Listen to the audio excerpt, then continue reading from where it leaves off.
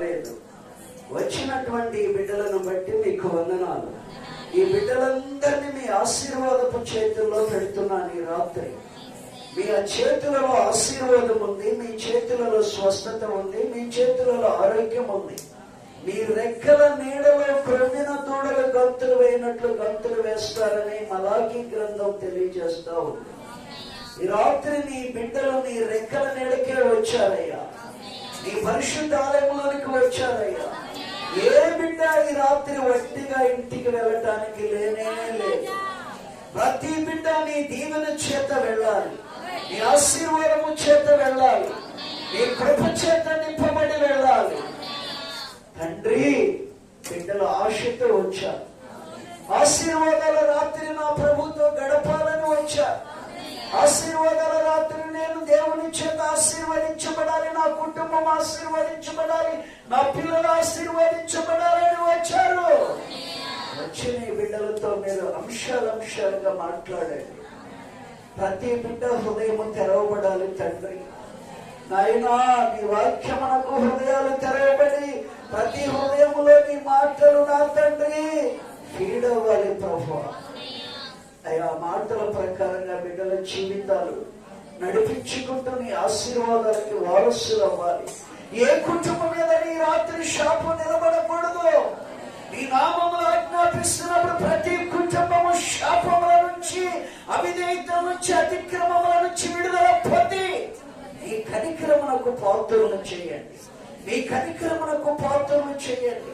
కనికర సంపూర్ణుడా, నీ కనికరమునకు పాత్రలు చేసి మీరు ఎత్తిపట్టి నీ బిడ్డను ఆశీర్వదించమని యేసు నామములో అడుగుచున్నాను తండ్రి. ఆమేన్. హల్లెలూయా. మీ అందరికీ పేరు పేరున వందనాలండి. దేవుడు మిమ్మల్ని అందరినీ దీవించునుగాక. అనేక మంది నూతనమైన బిడ్డలు వచ్చారు. రాజీవ్ నగర్ నుంచి, పార్థసారథిపురం నుంచి, మరి ఇంకా అనేక ప్రాంతాల నుంచి వచ్చారు. మీ అందరికీ కూడా పేరు పేరున వందనాలు తెలియజేస్తున్నాను. హల్లెలూయా, హల్లెలూయా. మధ్యాహ్నం ఏ వాక్యం విన్నామో లంకపల్లి సంఘ బిడ్డలు, తిరువురు సంఘ బిడ్డలు ఏ వాక్యం విన్నాం చెప్పండి? ఏ వాక్యం విన్నాం? యెహెజ్కేలు గ్రంథములో నుండి 22వ అధ్యాయం 30వ వాక్యం విన్నాం. యెహెజ్కేలు గ్రంథములో నుండి 22వ అధ్యాయము 30వ వాక్యం విన్నాం. విన్నాం కదా? మా దేవుడు మిమ్మల్ని దీవించును గాక. హల్లెలూయా. మరి ఆ వాక్య ప్రకారంగా బద్దలైన సందులలో నిలబడేటటువంటి సిస్టర్స్, బ్రదర్స్ గా మీరుంటే గొప్ప ధనిలు. హల్లెలూయా. బయట నిలబడిపోయినట్టున్నారు, ఏం తెలుసులేవా? హల్లెలూయా. ఇప్పుడు ఇర్మియా గ్రంథములో నుంచి 9వ అధ్యాయంలో 3 మాటలు ఉన్నాయి, కానీ 2 మాటలు మనం విందాం. అందులో మొదటి మాట ఇప్పుడు విని మరలా కొన్ని ప్రార్థనలు చేసుకుంటూ, మరి పాటలు పాడుకుంటూ, స్తుతి ఆరాధన అయిన తర్వాత సంపూర్ణంగా దేవుని వాక్యాన్ని 2వ భాగాన్ని విందాం. ఇర్మియా గ్రంథము 9వ అధ్యాయము ముందు 17-18 వాక్యాలు చదవండి.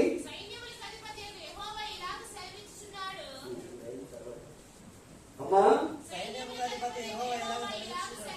సైన్యములకు అధిపత్యము యెహోవా ఈలాగు సెలవిచ్చుచున్నాడు, ఆలోచించుడి, రోదన చేయు స్త్రీలను కనుగొనుడి, వారిని పిలువనంపుడి, తెలివిగల స్త్రీలను కనుగొనుడి, వారిని పిలువనంపుడి. మన కన్నులు కన్నీళ్లు విడిచినట్లుగా, మన కనురెప్పల నుండి నీళ్లు వచ్చినట్లుగా వారు త్వరపడి మన కోసము రోదన ధ్వని చేయవలెను. హల్లెలూయా, హల్లెలూయా. మీరు మీ కుటుంబాల కోసం రోదన ధ్వని చేయండి అని ఇక్కడ రాయబడలేదు. లేవద్దు, ఎవరు తిరగద్దు, లేవద్దు. దేవుని వాక్యం మీద దృష్టి పెట్టండి. ఇర్మియా గ్రంథంలో 3 మాటల్లో మొదటి మాట ఏమనుందంటే, రోదన చేసే స్త్రీలను, అంగలార్చే స్త్రీలను పిలవండి. రోదన చేసే స్త్రీలను, అంగలార్చే స్త్రీలను పిలవండి. వారు మన కొరకు మన కన్నులు కన్నీరు కాచున్నట్లుగా కన్నీరు ఒలికించేటటువంటి రీతిలో అంత ఘోరముగా రోదన ప్రార్థన చేయాలి, రోదన ధ్వని చేయాలి. వాళ్ళని పిలిచి మన కోసం ప్రార్థన చేయించుకోమంటాడేంటి ఇక్కడ దేవుడు? మన కన్నుల నుండి కన్నీళ్లు ఒలికేంత వరకు వారు మన కోసం వచ్చి రోదన ప్రార్థన, అంగలార్పు ప్రార్థన చేయటం ఏంటి? ఇది చాలా వింతగా ఉంది. మీరు చేయండి రోదన ప్రార్థన, మీరు అంగలార్చండి. మీ కుటుంబాలలో ఉన్న భ్రష్టు పట్టిన సమస్యల కోసం. ఏ సమస్యలండి? ఏ సమస్యలండి? భ్రష్టు పట్టిన సమస్యలు తొలగిపోవాలంటే, భ్రష్టు పట్టిన సమస్యల నుంచి విడుదల పొందాలంటే మీరు కన్నీరు కార్చండి. కుటుంబ సభ్యులల్లా మీరు రోదన చేయండి. మీ కుటుంబం కూడుకునని రాయబడదు అక్కడ. మీ కోసం వాళ్ళని పిలవండి. వాళ్ళు వచ్చి మీ కోసం మీ కనుల నుండి కన్నీళ్లు వచ్చేంత వరకు. కన్నీళ్లు ఎప్పుడు వస్తాయి చెప్పండి? ఇక్కడ మర్మం దాగుతుంది. కన్నీళ్లు ఎప్పుడు వస్తాయి? పశ్చాత్తాపం కలిగినప్పుడు. హల్లెలూయా, హల్లెలూయా. వాళ్ళు చేసే ప్రార్థనలో నీలో పశ్చాత్తాపం కలుగుతుంది. వాళ్ళ ప్రార్థన ద్వారా నీలో పశ్చాత్తాపం కలుగుతుంది. అప్పుడు నీ కనుల నుండి కన్నీరు కారుతారు. నీకు ప్రార్థన ఎలా చేయాలో తెలియదు కాబట్టి, ఎలాగ కన్నీటి ప్రార్థన చేయాలో తెలియదు కాబట్టి, ఏ రీతిగా రోదన ప్రార్థన చేయాలో తెలియదు కాబట్టి, నీ కోసం రోదన చేసే స్త్రీలను, అంగలార్చే స్త్రీలను మీరు పిలుచుకుని వారు రోదనతో చేసే ప్రార్థనలో నీలో పశ్చాత్తాపం పుట్టుకు రావాలి. కొంతమంది బిడ్డలు ప్రార్థన చేస్తుంటే హృదయము బద్దలైపోతుంది. కొంతమంది ప్రార్థన చేస్తే తూతు మంత్ర ప్రార్థన వల్ల ఏమీ కదిలించబడదు. కొన్ని హృదయాలు, కొంతమంది కన్నీటి ప్రార్థన, రోదన ధ్వని చేస్తుంటే హృదయాలు కదిలించబడతాయి. పెట్టేశాను. దేవునికి స్తోత్రం చెప్పండి. ఇక్కడ బైబిల్ ఏమనుందంటే, కొన్ని కుటుంబాలలో విశ్వాసులే గాని పేరుకి వాళ్ళ కుటుంబాలలో ప్రార్థనాత్మ ఉండదు. ఉన్నా కూడా కన్నీటి ప్రార్థన చేయరు. నేను అడుగుతా అప్పుడప్పుడు, అమ్మ తెల్లవారుజామున ఎంతమంది లేస్తున్నాడు? అందరూ చేతులు ఎత్తుతారు. తెల్లవారుజామున లేచి నీ కుటుంబం కోసం ఎంతమంది ప్రార్థన చేస్తున్నారమ్మా అంటే అందరూ చేతులు ఎత్తుతారు. అందరూ చేతులెత్తి మీరు ప్రార్థన చేస్తే మీ కుటుంబాల సమస్యలేంటో, శోధనలేంటో, ఇబ్బందులేంటి? నమ్మదగిన దేవుడు నా నీ దేవుడు ఎవరండి? నమ్మదగిన దేవుడు, నీతి న్యాయములు కలిగిన దేవుడు. ఆయన నిజముగా కన్నీటి ప్రార్థన, రోదన ప్రార్థన చేసే వాళ్ళ ప్రార్థనలు ఆలకిస్తాడు కానీ త్రోసివేసే దేవుడు కాదు. నీ ఇంటిలో సరి అయిన ప్రార్థన లేనప్పుడు నువ్వేం చేయాలంటే, నా సంఘములో ఎవరు కన్నీటి ప్రార్థనతో ఉన్నారో అని కనిపెట్టుకుని నీ సంఘ బిడ్డల్లో రోదన ధ్వని, కన్నీటి ప్రార్థన చేసే వాళ్ళని పిలుచుకోవాలి. అలా స్తోత్రం, హల్లెలూయా. మిగతా వాళ్ళలో కన్నీటి ప్రార్థన లేదు, లేదా వెంబడిస్తున్నారు కానీ సేవకుల్ని ప్రయత్నం ఒక పేరే గాని వాళ్ళలో కొంతమందిలో కన్నీటి ప్రార్థన లేదు. కన్నీటి ప్రార్థన, రోదన ధ్వని చేసినటువంటి బిడ్డల ద్వారా వేరొక వ్యక్తి మారాలి. ఇక్కడ మీరు రోదన చేసే స్త్రీలను, అంగలార్చే స్త్రీలను పిలుచుకోండి. వారు మీ కొరకు ప్రార్థన చేస్తున్నప్పుడు మీ కన్నీళ్లు ఒలికించబడతాయి. కన్నీరు కారుస్తారు. కన్నీరు ఎప్పుడు కారుస్తారు? పశ్చాత్తాపం పుట్టుకొస్తేనే కన్నీరు వస్తుంది. పశ్చాత్తాపం మనలో కదిలింపు వచ్చినప్పుడు, నిజమే ప్రభువా ఆ ప్రార్థన చేస్తాడు, నాయన ఈ బిడ్డకి కన్నీటి ప్రార్థన దయచేయి, ఈ బిడ్డకి ప్రార్థనాత్మ లేదు ప్రభువా, ఈ ఈ బిడ్డ భర్తకి ప్రార్థనాత్మ దయచి ఈ కుటుంబం నామకార్థము క్రైస్తవుడు ప్రభువా నిత్యముగా మీ ప్రభావాన్ని బిడ్డల మీదకి పంపండి అయ్యా అని రోధిస్తూ ఉన్నప్పుడు, రోదన ధ్వనితో ప్రార్థన వాళ్ళంతా చేస్తున్నప్పుడు యథార్థంగా ఒప్పుకోక తప్పదు. ఒప్పుకోక ఆటోమేటిక్ గా నీకు తెలియకుండా నువ్వు ఒప్పుకుంటుండగా నీలో దుఃఖము పెళ్ళుపుకొస్తుంది, కన్నీరు కారిపోతా ఉంటది. హల్లెలూయా, హల్లెలూయా. ఆ కన్నీటి ప్రార్థన ఎప్పుడైతే ఒలికించబడిందో నీ ఇంటిలో ఉన్న శాప పాపాలన్నీ కూడా నీకు తెలియకుండానే పటాపంచలై బయటికి వెళ్ళిపోతాయి. కన్నీటి ప్రార్థనలో అంత శక్తి ఉంది. కాబట్టి ప్రస్తుతానికి ఈరోజు దేవుడి మొదటి మాట సింపుల్ గా ముగిస్తున్నాను. ఈ మొదటి మాటలో ఉన్న పరమార్థం ఏంటంటే, నీ కుటుంబానికి కన్నీటి ప్రార్థన చేసే, రోదన ధ్వని చేసే బిడ్డలు, స్త్రీలు అవసరం. ఇక్కడున్న ప్రతి కుటుంబంలో కన్నీటి ప్రార్థన లేదు. చాలా మంది తక్కువ, ఒక్కరిద్దరే లెక్కేసుకోవాలి. ఇప్పుడు ఇక్కడ ఉన్న వాళ్ళలో కన్నీటి ప్రార్థన చేస్తారు. కొంతమంది ప్రార్థన చేస్తారు, టాపు లేసిపోదు. ఏం లేసిపోద్దమ్మా? టాపు లేసిపోద్ది. పాపడు పోయేవాళ్ళు అనుకుంటారు, అబ్బా ఎంత ప్రార్థన పనులు ఉన్నారు ఇంట్లో అనుకోవాలి. ఉంటుందే ఆ ప్రార్థన ఇంటి వరకే, కానీ దేవుని దగ్గరికి వెళ్ళనే. ఎందుకని చేస్తా ఉంటారు లేచొచ్చి అంటారు కొన్నాళ్ళకి, పాస్టర్ గారు నేను చేసే ప్రార్థన మీకు తెలియదు, మా పక్కింట్లో అడగండి ఎంత ప్రార్థన చేస్తాను, అయినా ఏంటి సమస్యలు మాకు, దేవుడు ఎందుకు నా ప్రార్థన ఆలకించట్లేదు, ఆలకిస్తున్నాడే కానీ ఎందుకు కార్యాలు చేయట్లా అని మళ్ళా ప్రశ్నలు వేస్తారు సేవకుడిని. యెషయా గ్రంథం 59వ అధ్యాయం చదవండి. అక్కడ ఒక మాట గుర్తొస్తుంది దేవుని బిడ్డలారా, అక్కడ ఒక మాట గుర్తొస్తుంది. యెషయా గ్రంథము 59వ అధ్యాయం చదవండి.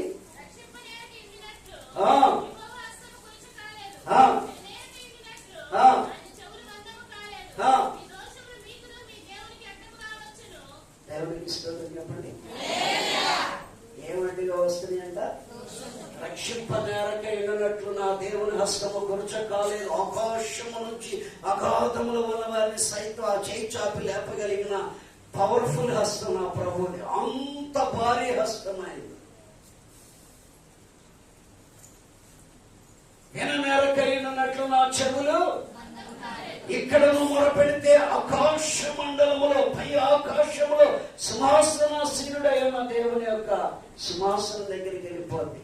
అక్కడి నుంచి ఆలకిస్తాడు. ఇక్కడ ప్రార్థనలు హన్న పెదవులు మాత్రమే కదులుతున్నాయి. ఎవరికి? హన్నాకి పెదవులు మాత్రమే కదులుతున్నాయి. హృదయం కుమ్మరించింది, కన్నీళ్లు కారుతున్నాయి. ఏలి అంటాడు, పొద్దున్నే తాగొచ్చావమ్మా, పొద్దు పొడిచి జామైనా కాలేదు అంటాడు. నా ఏలిన కూడా నేను మద్యం సేవించలేదు, నా ప్రభు సన్నిధిలో నా బాధ చెప్పుకుంటున్నానయ్యా, ఇది నా పరిస్థితి అంది. అంతే.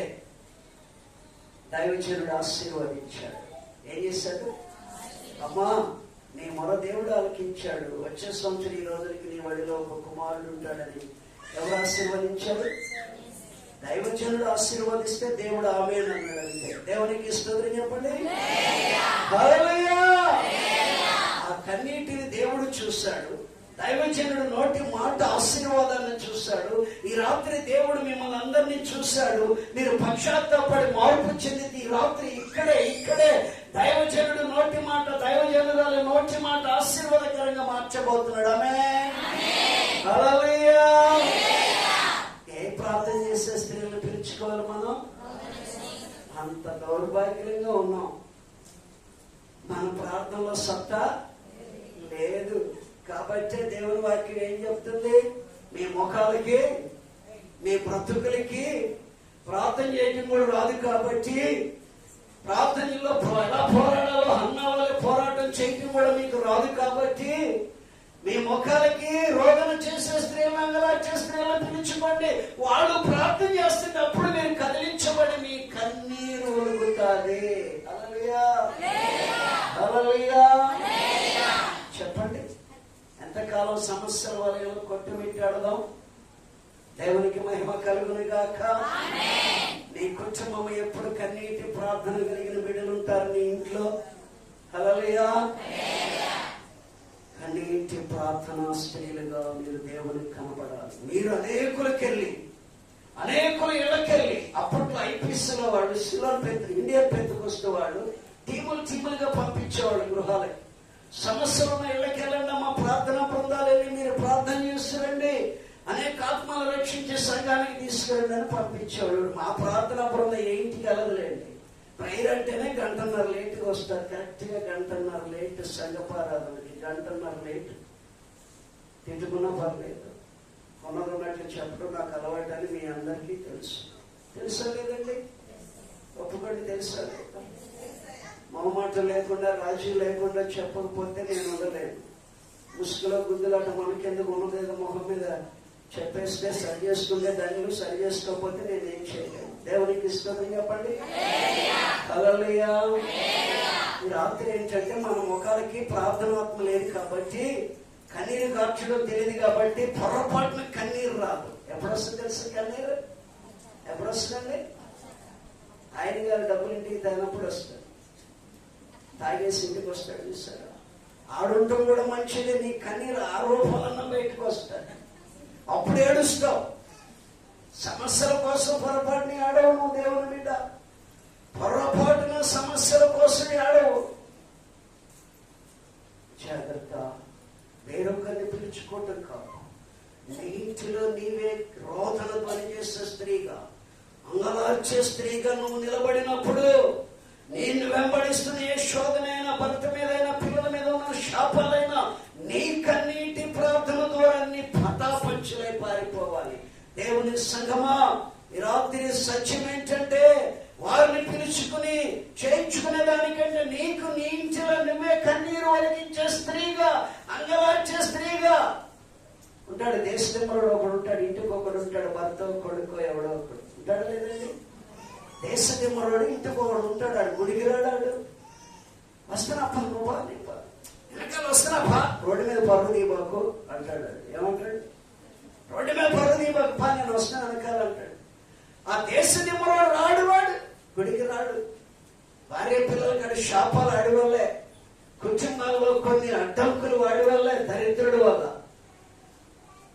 వాడు గుడికి రావాలంటే ఏంటో తెలుసా?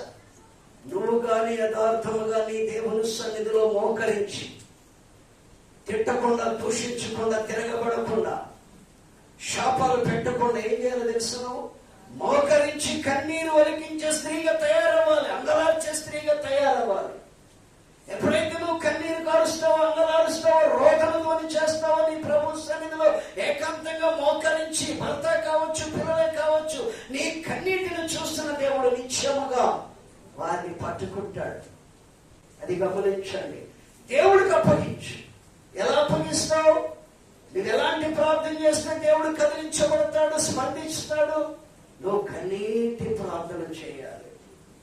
విలాప వాక్యాలు 2వ అధ్యాయంలో ఒక మాట ఉంటుంది, చదవండి. విలాప వాక్యాలు 2వ అధ్యాయము 19వ వాక్యం చదవండి. పెద్దగా 18, 19 2 మనకు కావాలి. 19వ వాక్యం ప్రస్తుతానికి చదవండి దేవుని బిడ్డలారా. అమ్మా, నీవు లేచి, నేను కాదు, స్త్రీలు లేచి. ఎవరు? అమ్మా, ప్రతి ఇంటిలో స్త్రీ లేచి. ప్రతి ఇంటికి ఒక యజమానురాలు ఉంటుంది తెలుసా? ఎవరామె? స్త్రీ. భార్య, తల్లి, యజమానురాలు. 3 పాత్రలు పోషిస్తారు ఇక్కడ ఉన్న స్త్రీలంతా. అవునా కదా? ఎలా శిరీష, స్త్రీలు ఎన్ని పాత్రలు పోషిస్తారు? ఇప్పుడు నువ్వు ఎన్ని పాత్రలు పోషించాలి? 1 భార్యగా, 2 తల్లిగా, 3 యజమానురాలుగా. అవునా? డబ్బులు ఇంటికి వచ్చినప్పుడే యజమానురాలుగా ప్రవర్తిస్తే కాదు. నీ భర్త నశించిపోతుంటే కాపాడుకోవాల్సినటువంటి బాధ్యత నీ మీద ఉంది. అక్కడ అంటాడు, ఇదిగో స్త్రీలకు హెచ్చరిస్తున్నాడు అక్కడ మాట. ఏమని? ప్రతి యజమానురాలు వినండి. ఇక్కడ అందరు యజమానురాలు చాలా మంది ఉన్నారు. యజమానుల్ని కాసేపు పక్కన పెడదాం. యజమానురాలారా, అప్పుడు చదవమ్మా. నీవు లేచి రేయి మొదటి జామున మొరపెట్టము, నీ ప్రభు సన్నిధిని నీ హృదయమును కుమ్మరించుము. నీ పసిపిల్లల ప్రాణము కొరకు, నీ పసిపిల్లల క్షేమం కొరకు నీ చేతులను ఆయన తట్టు. ఎలా ఎత్తాలంట? నీళ్లు ఒలికించినట్లు కన్నీరు ఒలికించు. భర్త ఒక మాట తిప్పితే బడా బడా బడా బడా వస్తాయి కన్నీరు. అవునండి. ప్రార్థనలో మోకరిస్తే మంత్రం వెళ్ళిపోద్ది, స్పీడ్గా వెళ్ళిపోద్ది స్వరం.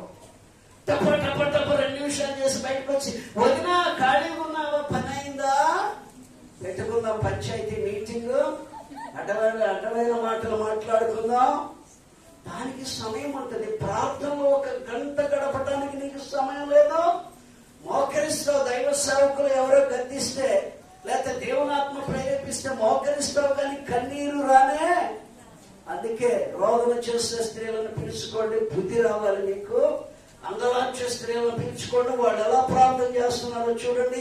వాళ్ళ ప్రార్థన ద్వారానే నీకు కన్నీరు వచ్చేది. మామూలుగా నువ్వు కన్నీటి ప్రార్థన చేయవు.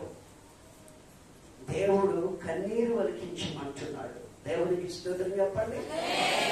దేవుని బిడ్డలారా, కన్నీరు వలికిస్తే కన్నీటి ప్రార్థనలు ఎంత శక్తి ఉందో తెలుసా?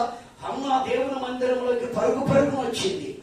అన్ని సంవత్సరాలు, కనీసం నేను అనుకుంటూ 20 సంవత్సరాలు ఎదురు చూసినట్టు సంతానం కోసం. మీకు చెప్పాను నేను.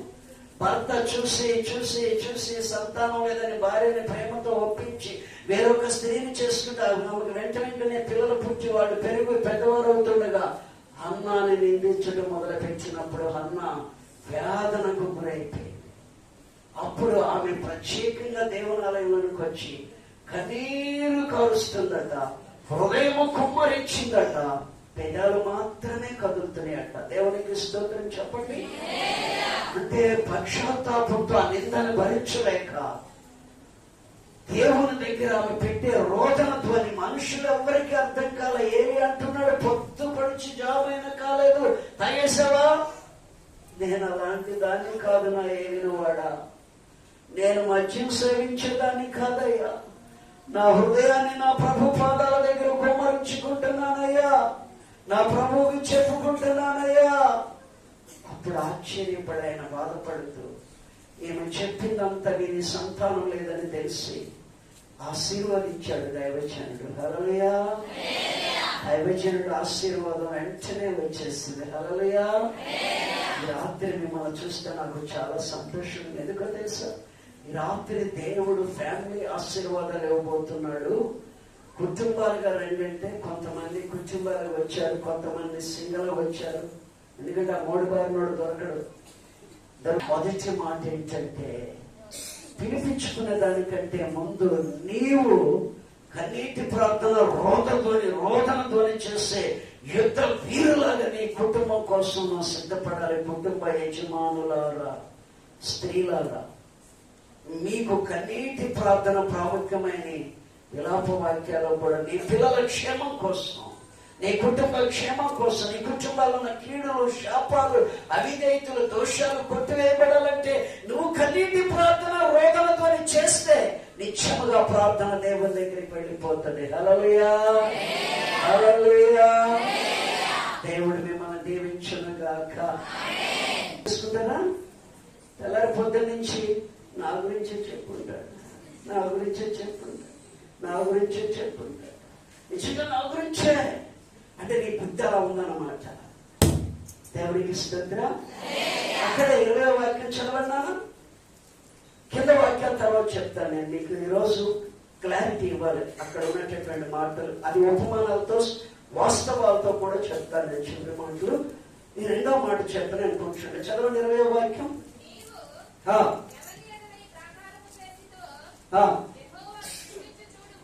కాదమ్మా, 20వ గ్రంథము 9వ అధ్యాయము 20వ వాక్యం. స్త్రీలారా, మరలా స్త్రీలతోనే మాట్లాడుతున్నాడు అబ్బా దేవుడు యజమానురాలతో. స్త్రీలారా, యెహోవా మాట వినుడి, మీరు చెవియొగ్గి ఆయన నోటి మాటలు ఆలకించుడి, మీ కుమార్తెలకు రోదన చేయ నేర్పుడి, ఒకరికొకరు అంగలార్పు విద్యను నేర్పండి. చాలు చాలు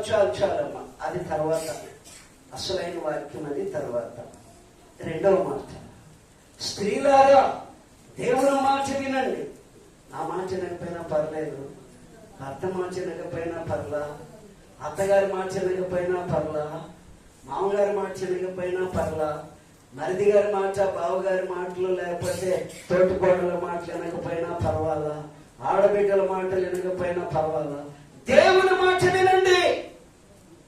దేవుని సంగమా, దేవుని మాటలు వినండి అని ఏమంటున్నాడు? కింద ఏమంటున్నాడు? నీ కుమార్తెలకు రోదనను ధ్వని చేయుట నేర్పండి. ఆగు బాబు, నేర్పాలంట. ఏమి నేర్పాలంట? రోదన ధ్వని చేయటం మీ కుమార్తెలకు నేర్పండి. బైబిల్లో ఒక తల్లి నేర్పుతా ఉంది. వేశ్య, వ్యభిచారి, వేశ్య, వ్యభిచారి కూతుర్ని సర్వనాశనం చేసి ఒక డాన్సర్ గా మార్చింది. డాన్స్ వేసిన తర్వాత ఏమి నేర్పుతుందని తెలుసా?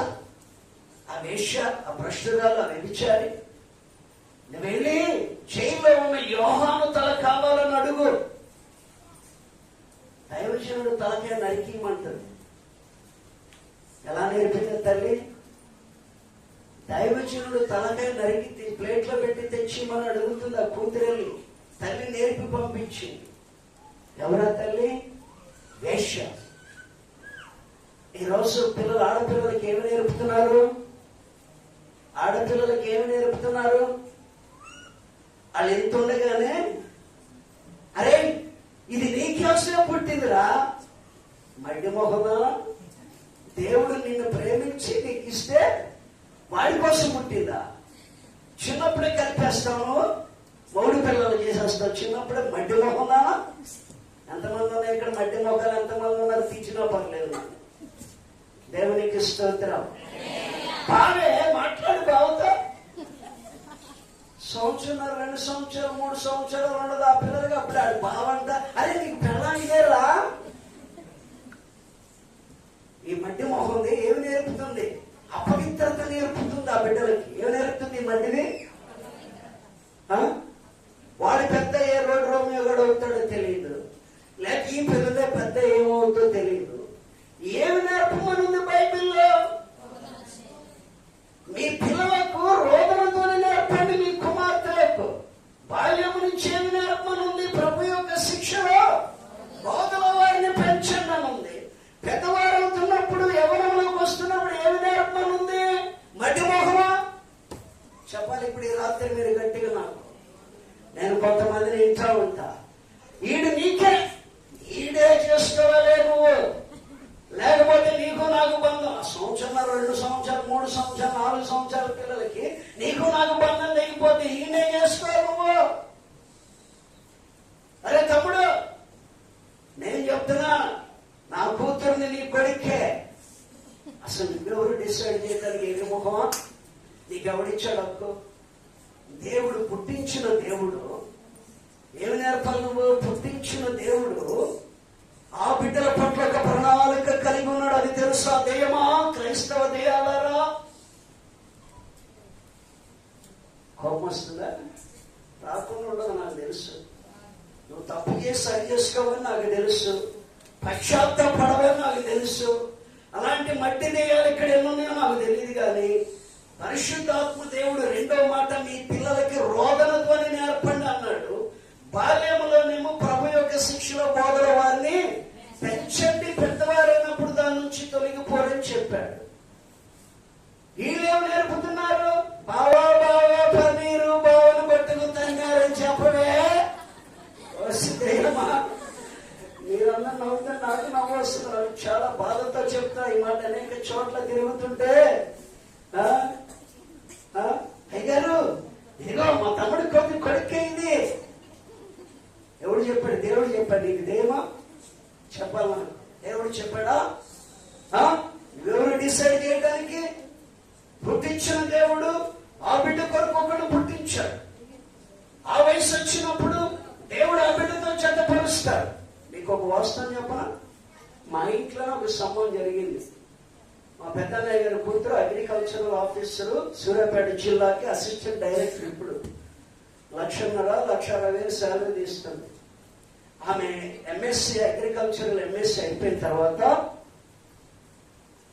మా నాన్నగారు లేరు. ఆయన ఒకటే చెప్పాడు, పిల్లల విషయంలో మీ ఇష్టానుసారంగా బంధువులు కుదుర్చుకోబాకండి. ఆయన జాషువా డానియల్ గారి గ్రూప్ లో మంచి ప్రార్థనా పరుడు. మేమంతటోళ్ళం కాదు. మేము మధ్యలో లోకస్తులుగా మారిపోయి భక్తి లోకంతో జీవిస్తున్నాం. అప్పట్లో ఒకటే చెప్పాడు, ఎందుకంటే మా నాన్న ఆలకించాడు. అరే పెద్దోడా, నీ కూతుర్ని నా చిన్న కొడుకేరా అంటున్న మా అక్క పద్దాక మధ్యమోహంది. ఏమంటుంది, నువ్వెవరు డిసైడ్ చేయడానికి అన్నాడు మా నాన్న. దైవ చిత్త ప్రకారమే జరగలరు ఆ పిల్లల పెళ్లి జాగ్రత్త అని మా నాన్నగారు మా పెద్దన్నయ్యకు వార్నింగ్ ఇచ్చాడు. మా నాన్నగారికి అలాంటి పనికిరాదు. కొంతమంది అంటారు, బీరకాయ పీసు కదా చేసుకోనియండి, చేసుకోవే, ఆస్తులు బయటకు పోతాయేమో. అసలు దెయ్యాలారా ఈ ఆలోచనలు ఎవడిచ్చాడు? సైతాన్ గారు ఇచ్చే ఆలోచనలు. ఎవరిచ్చే ఆలోచనలు? ఇక్కడ రెండవ మాట, మొదటి మాటని ఇంటికి రోదన చేసే స్త్రీగా, కన్నీరు కార్చే స్త్రీగా నువ్వు ఉండాలి. పిలుచుకోమన్నాడు. నీకు లేదు కాబట్టి పిలుచుకో, నేర్చుకో. కన్నీరు ప్రార్థన, రోదన ప్రార్థన ఆలకించేదాకా పిలుచుకో, నేర్చుకో. తర్వాత నీ కుటుంబానికి రోదన చేసే స్త్రీగా, అంగలార్చే స్త్రీగా నువ్వే ఉండాలి. రెండవ మాట చూస్తే, పుట్టినటువంటి పిల్లల్ని బాల్యం నుంచి ప్రభు యొక్క శిక్షలో బోధలో పెంచాలి. వారు పెద్దవారు అవుతున్నప్పుడు ఏం చేయాలి? రోదనతోని ప్రార్థన నేర్పాలి పిల్లలకు. ఏ ప్రార్థన నేర్పాలండి? అంగలార్పు ప్రార్థన నేర్పాలి. శోధన ఎదుర్కోవాలంటే, రాబోయే ఉగ్రత తప్పించబడాలంటే, పిల్లలు దేవుని చేతి నీడలో క్షేమంగా ఉండాలంటే, ఆ పిల్లలకి దేవుడు ఏర్పాటు చేసినటువంటి కుమారుడితో దేవుడు ఏర్పాటు చేసిన కుమారుడు ఎక్కడో ఒక దగ్గర ఉంటారు. ఆ కుమారుడితో దేవుడు చెంతపరచాలని ఆయన ఉద్దేశం కలిగి ఉంటే, ఈ మట్టి మొక్కలు, ఈ గలీజు మొక్కలు, ఇది బ్రతుకులు గలీజు, పెంపకాలు పెరుగుంటారు. ఈ మాటలు మాట్లాడే వాళ్ళు ఎవరున్నా జాగ్రత్త అని చాలా ప్రాంతాల్లో వింటున్నాను. పాస్టర్ గారండి, మా తమ్ముడు కొడుకే. ఎవడు చెప్పాడు నీకు? దేవుడు చెప్తే చెప్పు, నేను అడుగుతాను. దేవుడు చెప్పాడా నీకు? ఆ బిడ్డ ఎదిగి యుక్త వయసులోకి వచ్చినప్పుడు నరుడు ఒంటరిగా ఉండుట, నారిమ ఒంటరిగా ఉండుట మంచిది కాదు, వానికి సాటి అయిన సహాయము నేను సిద్ధపరిచానని దేవుడు అంటున్నాడు. సిద్ధపరిచాను. ఆ వయసు వచ్చినప్పుడు ప్రార్థన చేయి. ఆ వయసు వచ్చినప్పుడు నీ బిడ్డకు నేర్పిన కన్నీటి ప్రార్థన ఆ బిడ్డతో కూడా చేయించు. సాటి అయిన సహాయాన్ని నాకు తీసుకురాయాలి. చక్కటి బిడ్డని, హింసించిన వాడిని, రోడ్డు రోమియో వాడు కాకుండా మంచివాడిని దేవుడు ప్రార్థనా పరులుగా పెరిగితే ప్రార్థనా పరుడైన వాడినే తీసుకొస్తాడు. హల్లెలూయా. అయితే మా ఇంట్లో జరిగిన సంభవం పూర్తి చేస్తాను నేను. మా పెద్దకి ఎప్పుడు, అరే పిల్లలకు బయట సంబంధాలు చూడద్దు, చిన్నప్పటి నుంచి నేను అంటున్నాను నా చిన్న కొడుకు అన్నది.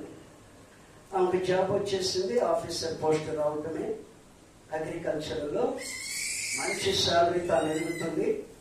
మా అన్నయ్య, అమ్మా అత్తమ్మ ఇట్లా అంటుంది పద్దాక, మరి అత్త చిన్న కొడుకుని చేసుకుంటావంటే, డాడీ నాకు ఇష్టం లేదు అంది. నువ్వు చేసుకోమా, నా కోసమైన అత్త ఒకటే శోధిస్తుందంటే, సరే నీ కోసమైతే చేసుకుంటాను కానీ నా మనసులో అయితే లేదు అంది. అది దేవుడు ఏం చేశాడు తెలుసా? గొప్ప దేవుడు. ఈ మధ్య మోహంలో పద్దాక మా యొక్క ఫోన్ చేయటం, రై ఆ పిల్లలను కొట్టద్దు, నా ఇంటి కోడలు, అది నా ఇంట్లో ఉండాలంటాం. రకరకాలుగా మట్టి మాటలు మాట్లాడుతూ ఉండే పద్దాక. ప్రార్థనాత్మ లేదు పాపం. ఎవరు? మరియమ్మ తల్లి చేరుగడుతుంది. మరియమ్మ తల్లికి నా అక్క అయినా, నా తల్లి అయినా, నా తండ్రి అయినా ఖండిస్తూ వచ్చాను ఆదరించి. మా కుటుంబ సభ్యులందరికీ తెలుసు. అందుకే మా పెద్దనే నన్ను చూస్తే కొంచెం భయపడతాడు. నా తమ్ముడు నిప్పులాగా మాట్లాడతాడని చెప్తాడు, యథార్థంగా మాట్లాడతాడని చెప్తాడు. ఈ కుమార్తెలకి ఏమి నేర్పాలి? ఆడు మొగుడు, ఈడు మొగుడు అని కాదు, పసిపిల్లలకి అలాంటి బుద్ధి లేని మాటలు ఎప్పుడు మాట్లాడబాకండి. అది దేవునికి విరుద్ధమైంది. జాగ్రత్త. ఎక్కువ మన చిల్లర క్యాస్ట్ అంటారు మనది, పనికిరాని మోకాలు మనవి. అందుకే గవర్నమెంట్ కూడా మనకి విలువివ్వదు. రోషం కలిగిన దేవుని బిడ్డలు ఎలా ఉండాలి మనం? దేవుని చిత్తం ఏంటి కుమార్తె పట్ల కుమారుడి పట్లని ప్రార్థన చేసి బాల్యం నుంచే ఆ పిల్లల్ని నువ్వు ప్రభు శిక్షలో బోధలో పెంచితే వారు పెద్దవారైనప్పుడు దాని నుండి తొలగిపోక రోదన చేసే స్త్రీలుగా కుమార్తెలుగా అంగలార్చేటటువంటి మంచి బృందంగా తయారవుతారు. హల్లెలూయా, హల్లెలూయా. దేవుని మందిరాలలో నిలబెట్టాలి, దేవుని మహిమపరిచే బిడ్డలుగా బాల్యం నుంచి మోకాళ్ళ అనుభవం నేర్పాలి పిల్లలకి. రెండవ మాట, నీ పిల్లలకి మట్టి మాటలు నేర్పద్దు. నువ్వు మట్టిగా పెరిగేవేమో కానీ పిల్లలకి ఆ గది పట్టిని మాకు మట్టి మొహం దానా అని నేను ఇక్కడున్న మట్టి మోకాలని చెప్తున్నాను. అనుకోబోతుంటే క్షమించాను, అందరినీ కాదు, మట్టి మోకాలని. పిల్లలకి మొగుడిని తీసుకొచ్చేస్తారు అప్పుడే. ఆ చిన్న పిల్ల ఏమనుకుంటుందంటే నా మొగుడా అనుకుంటుందా లేదా, నేను పెళ్ళాన్నా అంటే బొమ్మరీలు అనుకుంటున్నారా? ఇది పిల్లల ఆటలు కూర్చున్నారా? పిల్లల భవిష్యత్తులతో బాల్యంలో వాళ్ళకి ఏదైనా నేర్పేవంటే అదే వాళ్ళ మైండ్ లో పడిపోతుంది. జాగ్రత్త. పిల్లలకి మంచి నేర్పాలి, దేవుని గురించి చెప్పాలి, బైబిల్ గురించి చెప్పాలి, ప్రార్థన గురించి చెప్పాలి, దేవుని పాటలు నేర్పాలి, ప్రార్థన నేర్పాలి, మోకాళ్ళ మీద పెట్టి. హల్లెలూయా. అది నేర్చుకోండి, పిల్లలకి అది నేర్పండి. బైబిల్ని చదివి బైబిల్ ఏముందో, దేవుడు నిన్ను ప్రేమించిన చక్కటి పిల్లల భవిష్యత్తులో అసభ్యకరంగా మార్చకుండా, వాళ్ళు అసభ్యకరమైన వాళ్ళగా మారే మాటలు వాళ్ళ ముందు ఎత్తకుండా ఏమి నేర్పాలి? ప్రభు యొక్క శిక్ష, బోధ, దేవుని వాక్యము, ప్రార్థన. అదే రీతిగా వాడు పెరిగితే పెద్దవారైనప్పుడు దాని నుండి తొలగిపోరు. ప్రార్థనా జీవితంతో ఉంటారు. చెడు మనసు ఉండదు, చెడు ఆలోచనలు ఉండవు. బాల్యంలోనే నువ్వు చెడు నేర్పావా, నీ అంత దౌర్భాగ్యపది ఆ తల్లి ఎవరికి ఉండదని నేను చెప్తున్నాను. అలాంటి మడ్డి మొహం తల్లి ఎవరికి ఉండదే. అలాంటి మడ్డోడు ఎంతమంది ఉన్నారో ఇక్కడ. మనసు మార్చుకోండి. మనసు మార్చుకున్నావా? దేవుని వాక్యానికి నువ్వు భయపడి లోబడినట్లే. మార్చుకోలేదా? దేవుని వాక్యంలో ఉన్న ఉగ్రతకి పాత్రలు అవుతారు అలాంటి వారు. జాగ్రత్త, జాగ్రత్త. మా కుటుంబంలోనే జరిగింది చెప్పాను. మా అక్కకి బాగా పూర్వ పద్ధతులు మూడు బారిన మనసు అన్నమాట. ఎవరిది ఆమె పట్టిన కొందరికి 3 కాళ్ళు అంటది, 4 కనపడుతున్నా 3 అంటది. మనం 3 వెళ్ళిపోతే మనల్ని దుమ్మెత్తి పోస్తుంది. అది కూడా చెప్తున్నా. మనం 3 అవ్వలేదనుకో మనల్ని దుమ్మెత్తి పోస్తుంది. అది కూడా నేను రియల్ గానే చెప్తున్నాను. హల్లెలూయా. అంత చదువులు చదివారు, కుటుంబీకులు అందరూ పద్ధతి కూర్చారు. మా అక్క 3 బారిన స్వభావం. మళ్ళీ ఆ దినాల్లోనే PUC చదివింది. ఆమె మాత్రం 3 పద్ధతులే. అందుకేనంటే ఏం మధ్య ఆలోచనలు, ఏం మాటలమ్మా మీకు ఏం చెప్తాను నేను. దేవుని వైపు చూడండి. మరేమో తల్లి వైపు చూస్తావు కాబట్టి ఏం చేస్తున్నావు. దేవుని వైపు చూస్తున్న వాళ్ళు ఎవరు? నీ కూతురు నా కొడుకు పెళ్ళం. మామయ్య నీ కూతురు నీ కొడుకు నేను చేసుకుంటా. సిగ్గులేదా? దేమా నీకు? నువ్వు దేవుని బిడ్డవేనా? మడ్డి మోహంలోనా? దేవుని బిడ్డవేనా? ఈ పలుకులు ఎందుకు పలికిస్తున్నాను? దేవుడు ఆ బిడ్డ పట్ల ఒక ఉద్దేశం కలిగి ఉన్నాడు తెలుసా? ఇక్కడ ఉన్నవాడు జాగ్రత్త. ముందే నిర్ణయించుకున్నామండి, చిన్నప్పుడే అనుకున్నామండి, నువ్వు జంట చేయి, కొన్నాళ్ళకి వాడు విడిపోయేది ఖాయం. విడిపోయేది ఖాయమే. ఇక్కడ ఎంతమంది ఆ మడ్డి మోకాలని పేరు పెట్టే రాత్రి నేను. ఏది నీకు పెనాలా? ఇంత ఉండదు ఆ పిల్లలు. ఎంత మనసును పాడు చేస్తున్నారండి. బాల్యంలో నా పసిబిడ్డకు ఒక మొగుడా